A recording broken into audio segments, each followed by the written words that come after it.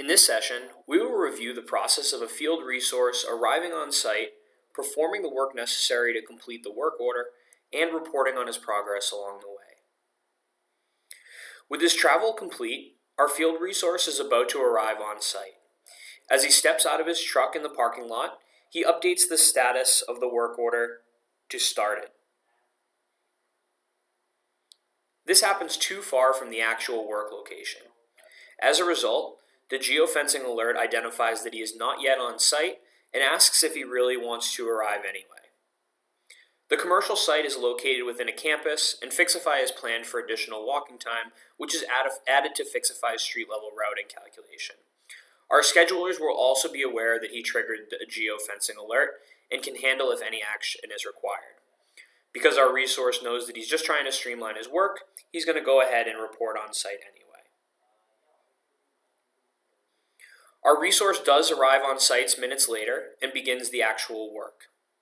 After some time has passed, the resource realizes that he's roughly halfway through the work, but is running well behind schedule. As he reports his 50% progress on the job, he also updates the overall duration by 30 minutes.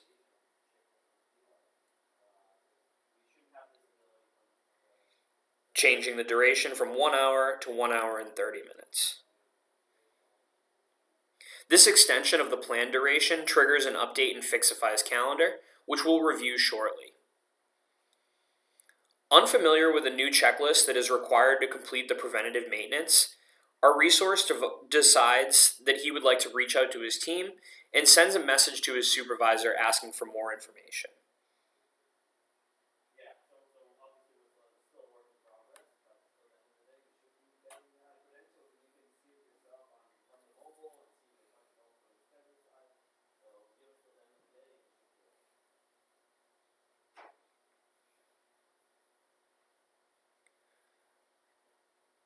Having communicated that message, shortly after, he receives words that instructions have been left in the comments field of the work order itself. He switches over to the Details tab of the work order and reviews the instruction as part of the comments field. Having reviewed the instructions, he's now able to complete the job. Our field resource has now wrapped up his activities and is going to report the usage of a specific part which was required for the maintenance.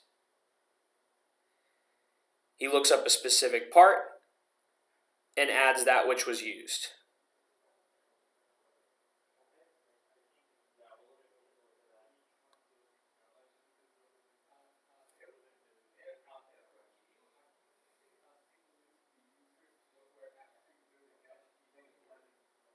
Having reported his parts usage, he then opens a preventative maintenance form, which gathers information about the work done on site.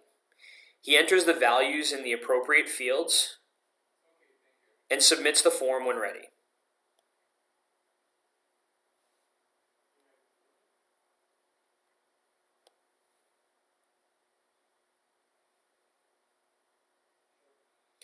Our forms in Fixify can be used for a multitude of reasons and can be configured individually to capture information which may be used later to bill the customer. With his parts reported and the appropriate forms submitted, our resource then can mark the job as being completed. This confirms that the work has now been finished.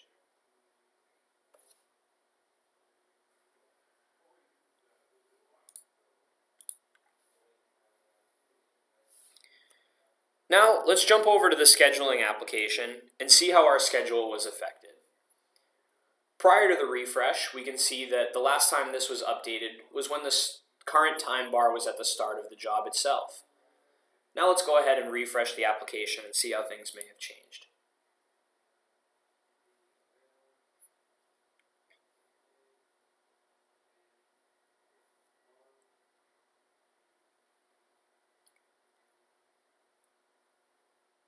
Now, with the application being refreshed, we can see that the work order has been updated to the status completed, and the duration of the work order was extended from the original 1 hour to an overall duration of 1 hour and 30 minutes.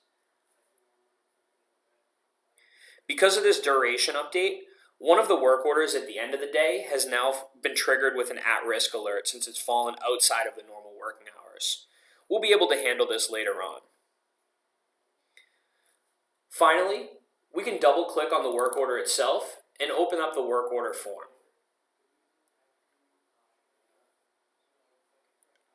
We can review the on-site information which was captured and see the specific parts which were used, as well as the preventative maintenance form itself.